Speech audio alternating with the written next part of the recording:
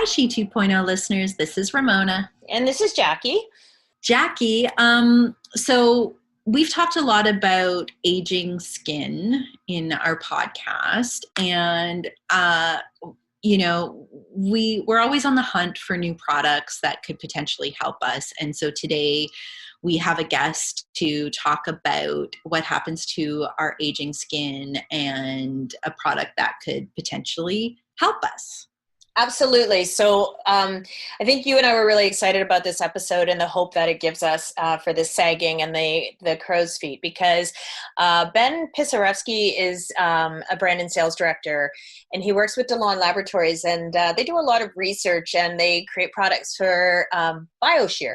And the reason Biosheer is on our radar is because they use a stem cell technology which helps and is proven to help with helping to slow down the aging process of our skin, helping to, return some moisture and reduce some of those fine lines and wrinkles. But there are a lot of brands out there that say they do this. So Ramona, you and I were so speculative about this, like, does it really work? And what is the science behind it? So it was really great to hear everything that Ben had to say about the hard work they're doing to understand the needs of our peri and menopausal skin, and just how they're targeting it with this stem cell technology, as well as their hyaluronic acid. So stay tuned and have a listen, because I think you're going to be really excited by the hope of slowing down the sagging and the wrinkles.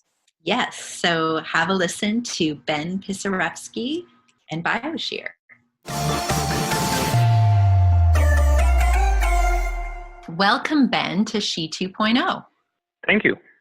Great to be here. I have to be honest with you and tell you, you are the first male guest on our podcast. That's right. So look, I'm very happy to be here. I'll do my best. Answer any questions that I know of. That's great. Okay.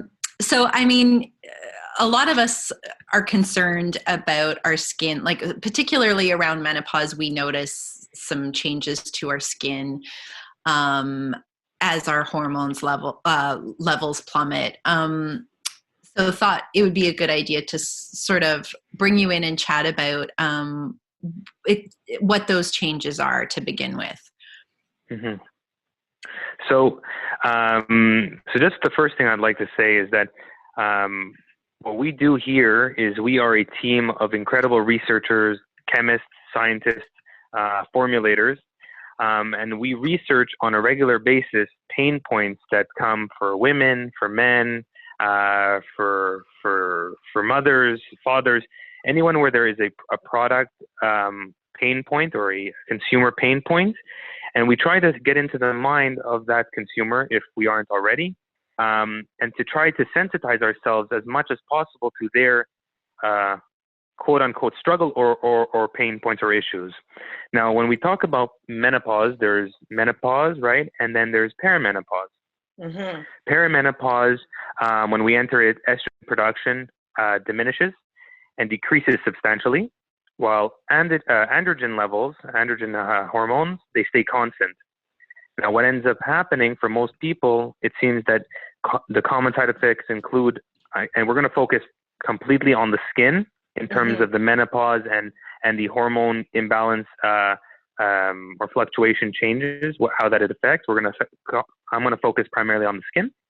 So some of those side effects include, dry and itchy skin, and the reduction of estrogen, which is one of the big ones, causes a different or a change in the ratio between testosterone and estrogen. So testosterone is no longer masked, which actually causes the skin to produce more oils, and then slowly, the body's oil production actually starts to decrease again. And then as a whole, which is the most common for the skin, is the ability of the skin to retain moisture.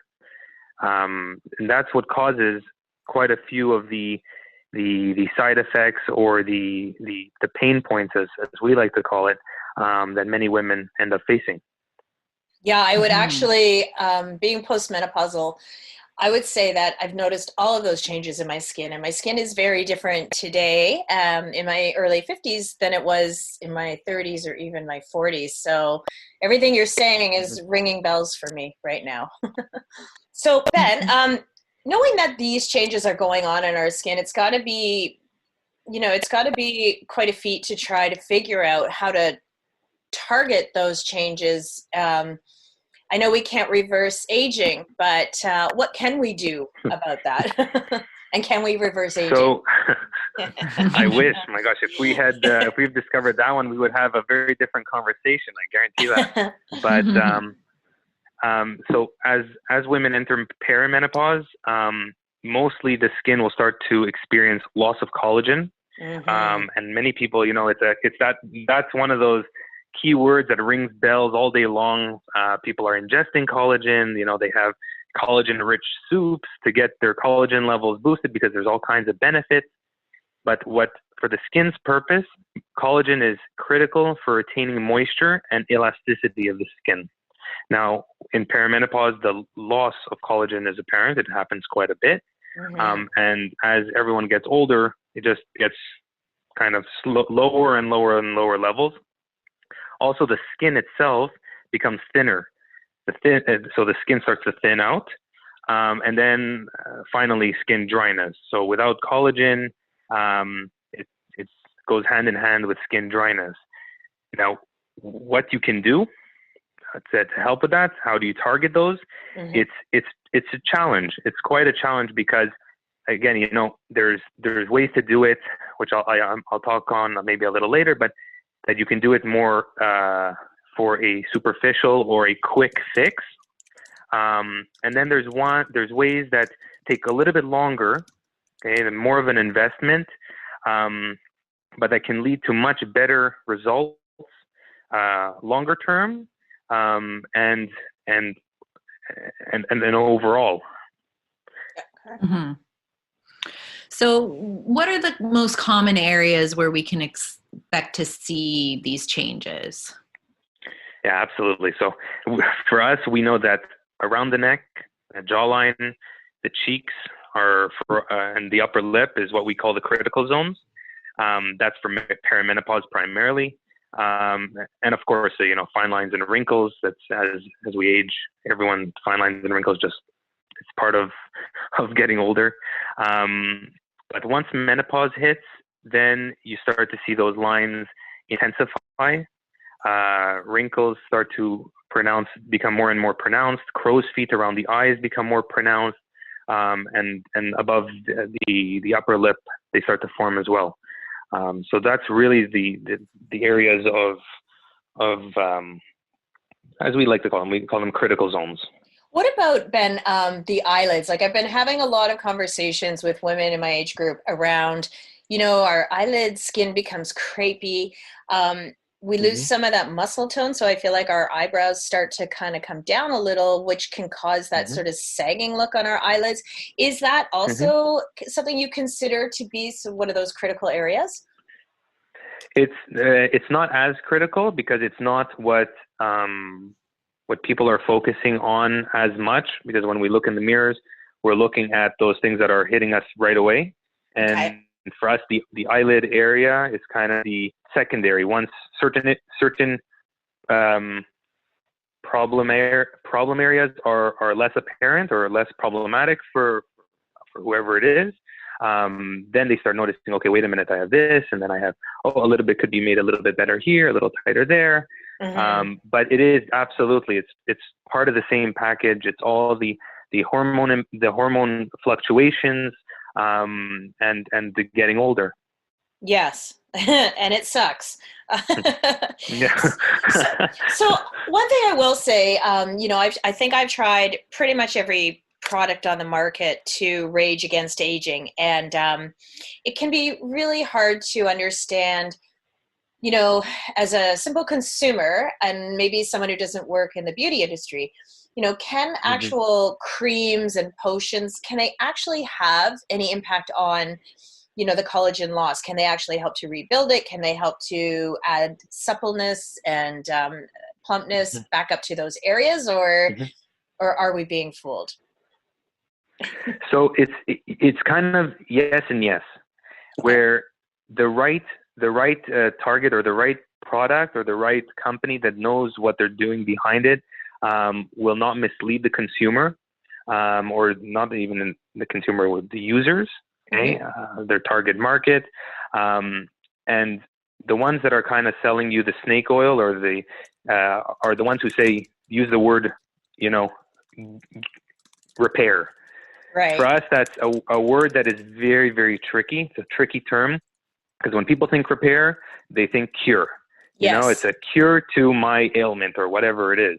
Now, it's important to know, that you can always maintain and take actions that will help at slowing down the aging process. But to stop it, it's not just, brute honesty is just not going to happen, unfortunately. So now, yeah. Oh, no, I was going to say, just on that point, what are there any things what can we do to slow that? Because I feel like, food groups are important, but besides that, what else?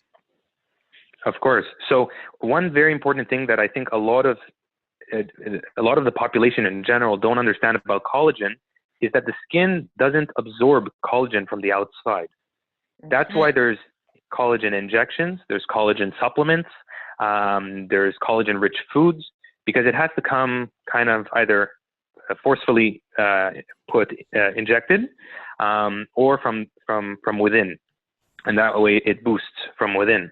Now, okay, so anything topically as it relates to collagen is just not going to do anything for you. If it's saying that we are using this cream, it pushes the collagen from within the cream. It's like a collagen-rich cream, and it pushes it into the skin. The chances are that it's a misleading claim. That's where we have to be very, very careful of what we're saying and what we're putting in the packaging, what we're presenting and saying to the users, because for us it's critical and very important that we never mislead the consumer. We never mislead her or him or whoever it is, because at the end of the day, just test out the products, test out what we do, what we make, and you'll see for yourself that the benefits are quite ample. Now, that's where we say using the right tools, right? So you can never stop the aging process, but you can help slow it down a bit, right? The visible signs. That's why, doctors encourage to eat healthy. They encourage exercises to kind of slow the deterioration of our bodies as much as possible. Now, when it comes to, the face creams, the anti-aging kind of products, you want to use the right tools to help fight back the chronic signs. Right. And the way we do it is a little bit different. We do it by helping the body boost its natural production of collagen for our stem cell line, our stem cell products. And then for hyaluronic acid, we do it, we boost the skin and the body's natural ability to boost its own hyaluronic acid. So remember that the hormone imbalances and fluctuations cause collagen levels to decrease and the skin and the body to stop producing as much as it needs. And we try to target by assisting the skin and the body to reproduce its own collagen. Okay, so how do we do that? Because if we're talking about, a topical treatment, how does that work? Okay, so it's a mix. It's a mix. It's where you kind of get into the field of biotechnology and biochemistry. Which I know nothing about. I failed chemistry in high school. Me too. So to keep it light and breezy then. Yes.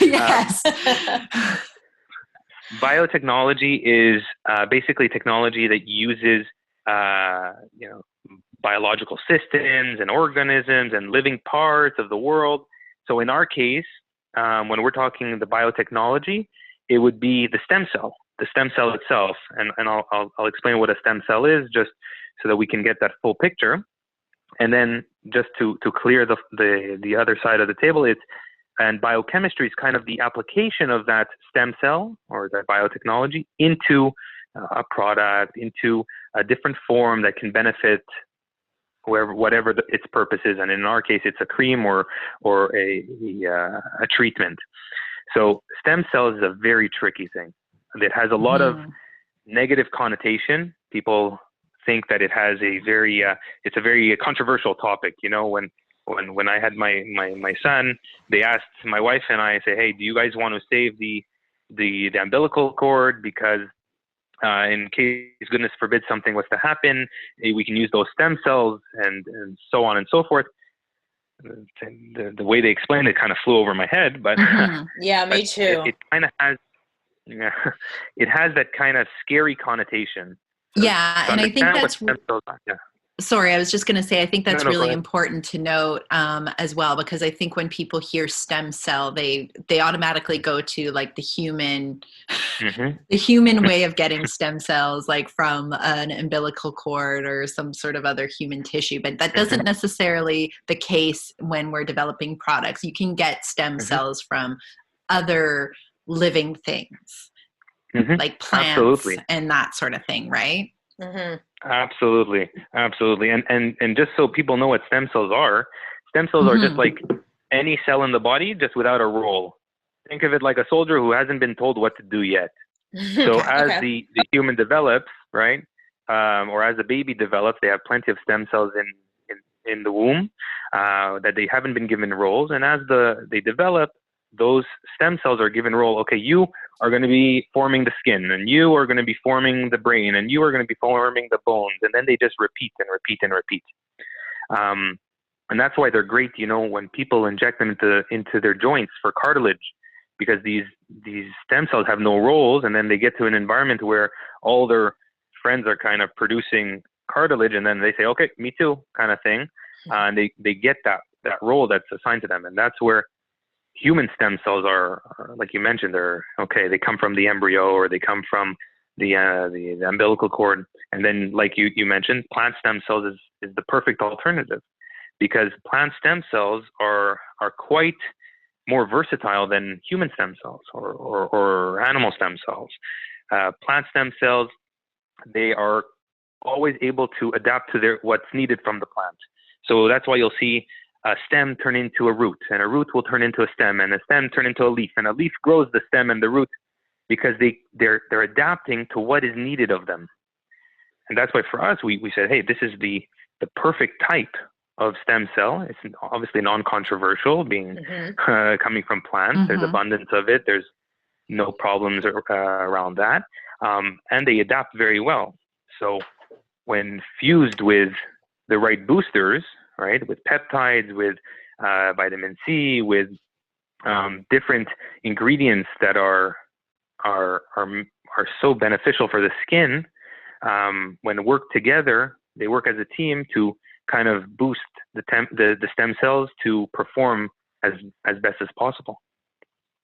Okay, so if we're talking stem cells and Biosheer, what's the stem cells' job in your product?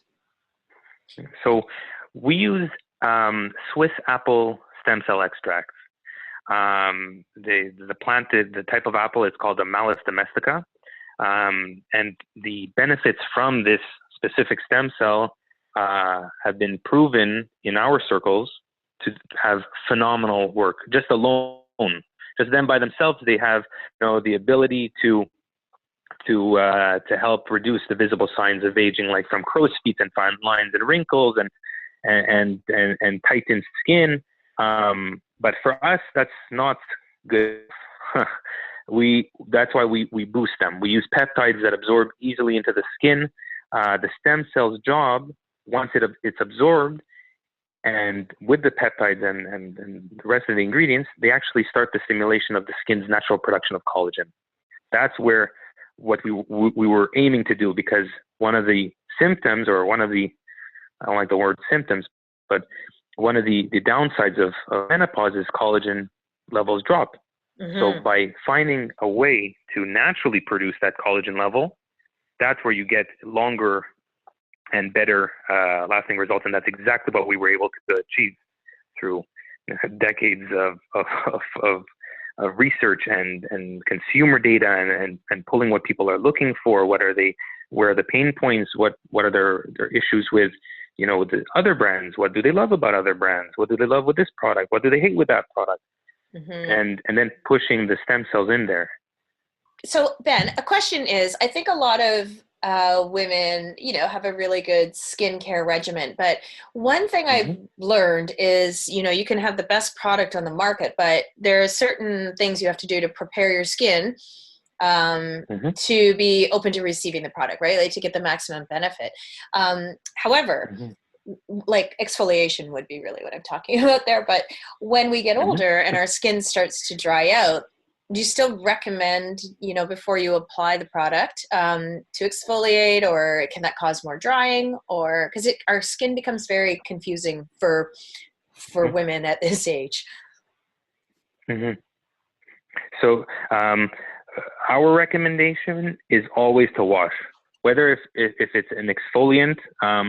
If it depends on the user, of course, it depends on the person's skin. There's no, one formula for everybody. Everyone is their unique person. Everyone's skin is different. If someone finds that their skin is more oily than others, and then absolutely a stronger exfoliant, face wash, with microbeads or sugar scrub, something more intense. But if the skin is already dry, then a basic face wash is what we recommend to kind of clean off all those impurities off the first layer of the skin, and then to start application. That way, you're not applying on top of something that may already be there, whether it's residual from another product, whether it's a little bit of makeup, whether it's sweat or oil or what have you.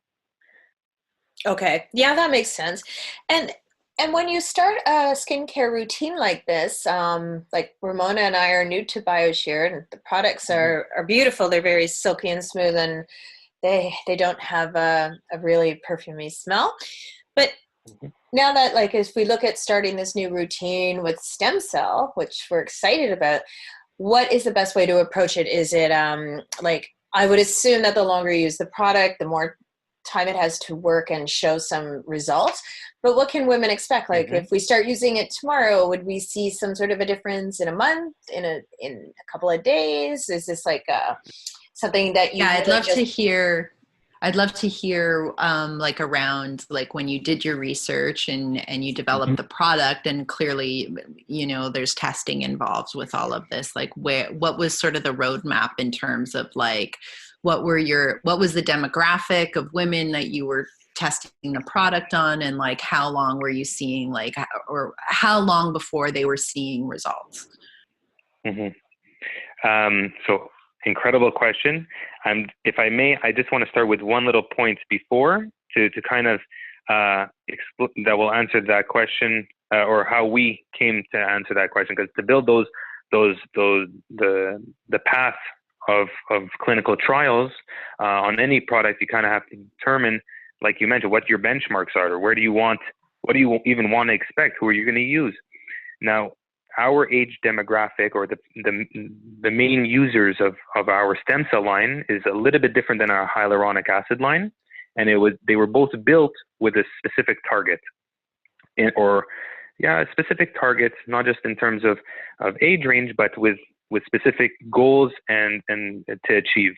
The hyaluronic acid line was built for a slightly younger audience, between the ages of 28 to 38, 40, and then the stem cell line from 40 usually and up. The hyaluronic acid the concept was to build it because it's more known in the market. Hyaluronic acid is said to hold 1,000 times its weight in moisture, so it's great for hydration. So that line, the hyaluronic acid, was built to kind of take that preemptive approach to anti-aging and to skincare, and that's exactly what it did. And then the stem cells was geared towards, okay, we are now in perimenopause, we are now in menopause, and maybe we didn't take good care of our skin. It's irrelevant, but here we are. We want to do our best to boost those collagen levels, to protect the skin against impurities, to do as much as humanly possible. So what we did was we came up with multiple different variations. That's just the way we work. And we set our benchmarks to say, okay, to test out or to do clinical trials on a woman who's 40 years old, or with a lab that's accredited, of course, and certified, and professionals in this field, to say, okay, let's take some women who are between 40 and 50, some from 50 and 60, then 60 to 80. It was a nice size study. I think it was there was quite a few women in that study. They first started by measuring the depth, the size, the width and length, and of wrinkles on the face, on the crow's feet, on around the jawline, the neckline, everywhere where you would normally apply face cream, eye cream, and serum. That's where the products that we were looking at the time, and the application was, okay, we want to do things low and slow. We want to do things slower that will yield better results over time, and more lasting results. Because if you compare it to the flip side, where it's quick, quote unquote, quick fixes like injections or Botox, where they may have beautiful effects from instantly, but over time it actually may cause deterioration of the skin. It stretches the skin out, which may make it lead to more wrinkles. So we said, okay, our target is 8 weeks. Even actually, we said 10 weeks. If we can get it in 10 weeks to reduce the fine lines and wrinkles, to increase moisture levels in 80 to 85%, we'll be happy.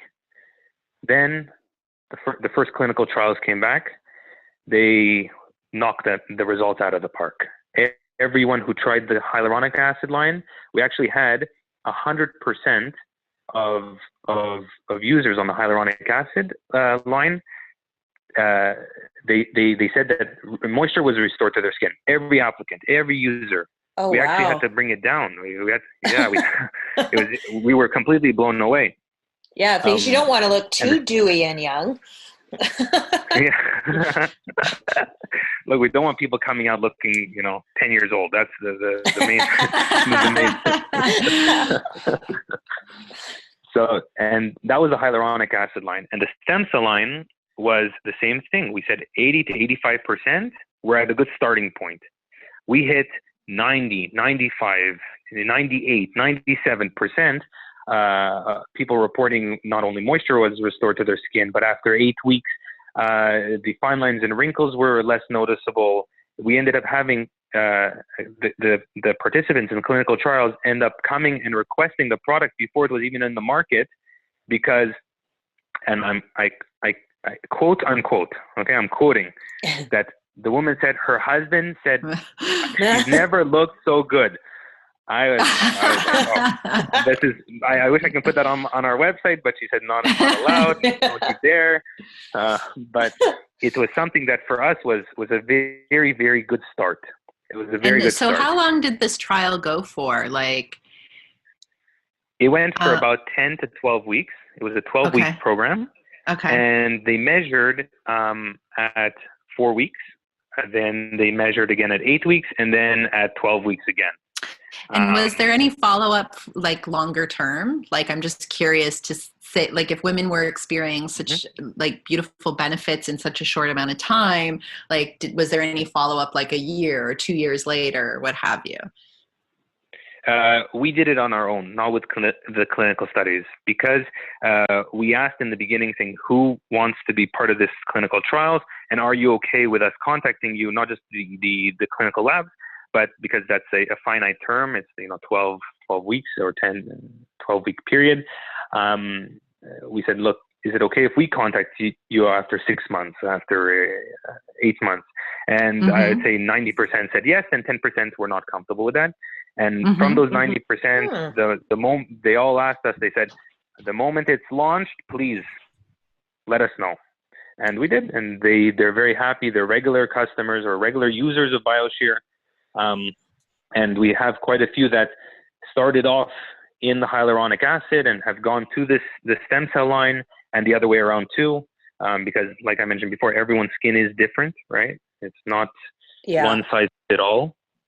But yeah, it was a really quite an experience to see that after 8 weeks instead of the target 10 or 12, to see the user so enthused and with the results. Forget the product, but with the results themselves, it was unbelievable.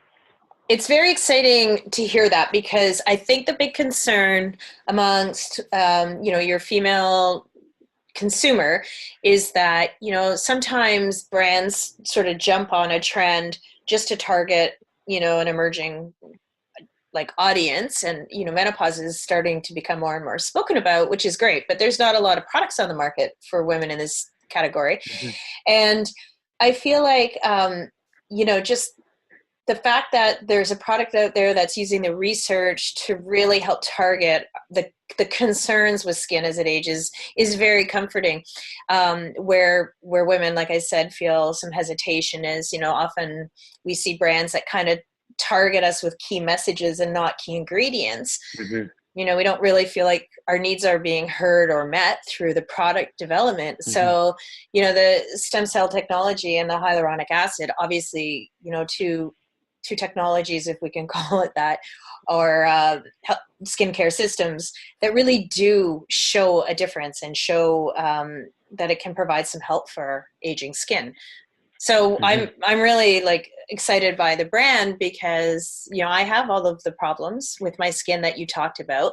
There are a few other areas that we hear women complain about in their skin, and I'm wondering if either the stem cell or the hyaluronic would help target this. But you're talking about fine lines and wrinkles and the thinning skin, but what about we get that sagging sometimes, all the time, and the puffiness, which might be something that we have to resolve from the inside, but it seems to be a common complaint about our skin.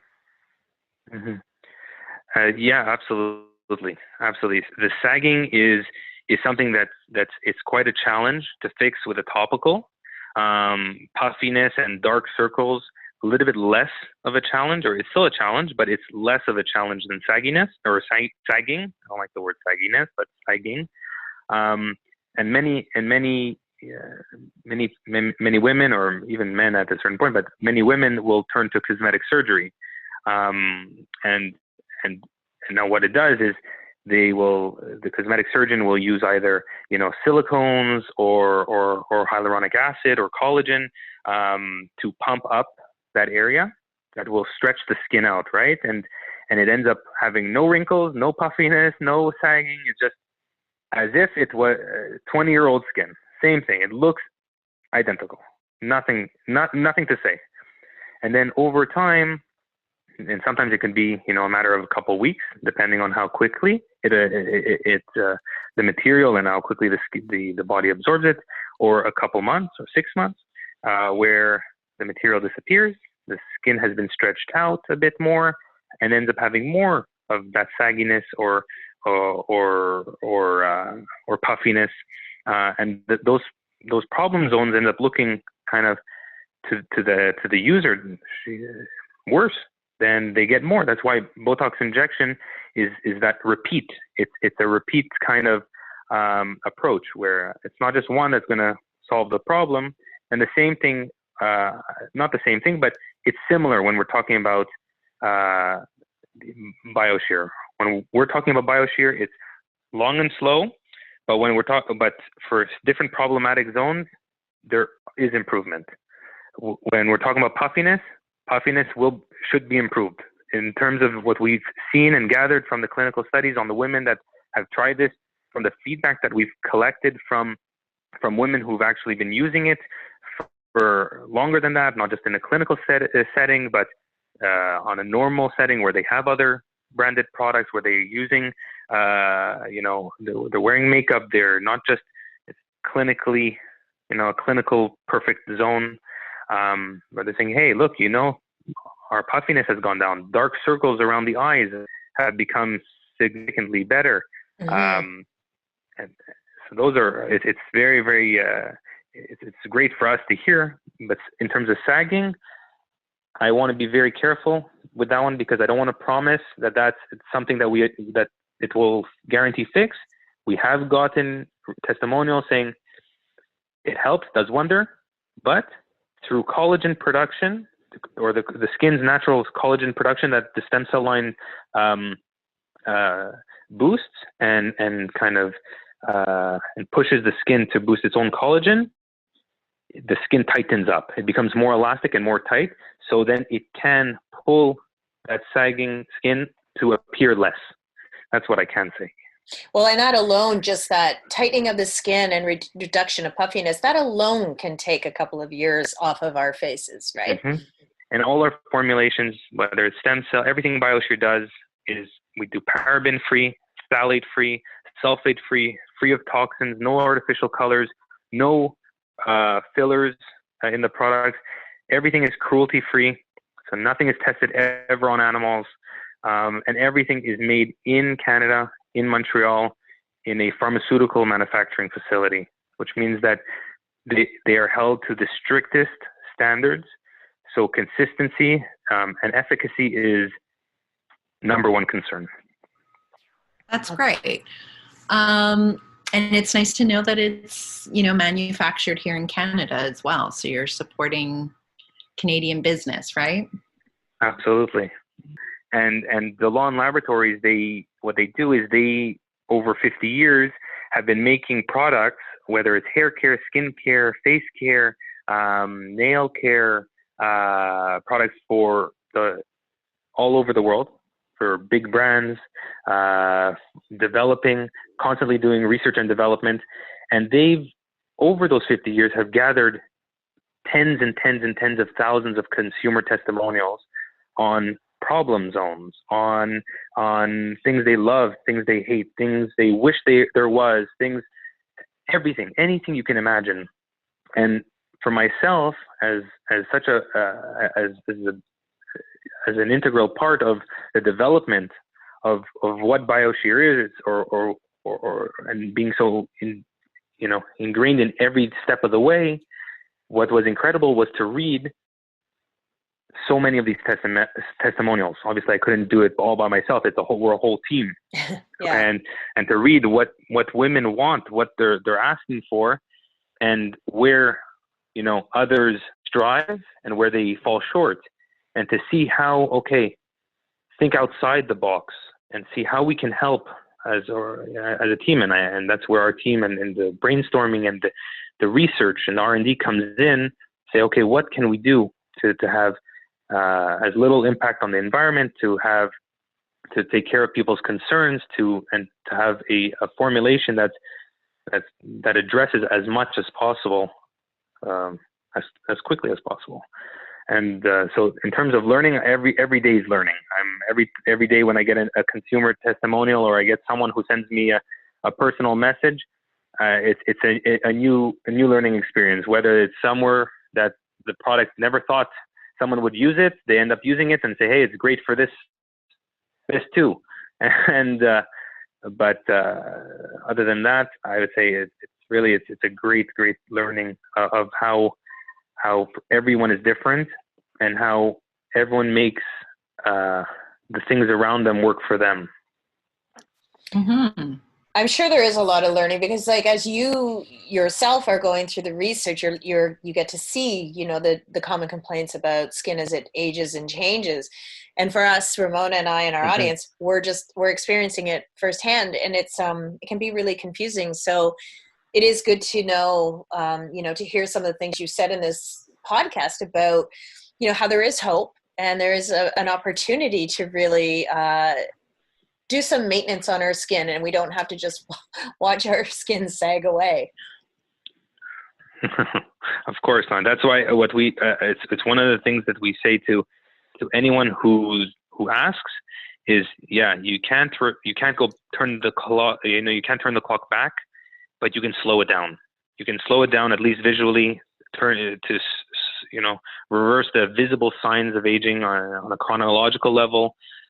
Doing it in a healthy way, doing it to boost, our self-esteem, to make us feel better, to make us look better, to, even if it's just for our own purposes, it's worth it to do things, that make us feel good, and not to ever give up hope that, it's all over. There's always, we're thinking of you guys. You guys are thinking of those concerns for you, and we're always working to see what we can do to help. That's really what we're all about. And thank you so much. There's been a lot of great information here, and I really do like that your approach isn't that, to help us slow down the aging process for our skin. It's not all about just cream. It's, it's the exercise, it's our nutrition as well, because it really is a holistic approach, right? It's not just one area of our body that ages, it's all of it. So so that was really great advice. And thank you for joining us, because we asked you some pretty hard questions, and but they're questions that we're really curious to get the answers for, and so our audience. So of course, it was a really great conversation. Thank you. Thank you guys for having me. And if you guys need anything at all, you guys have my information. And thank you again.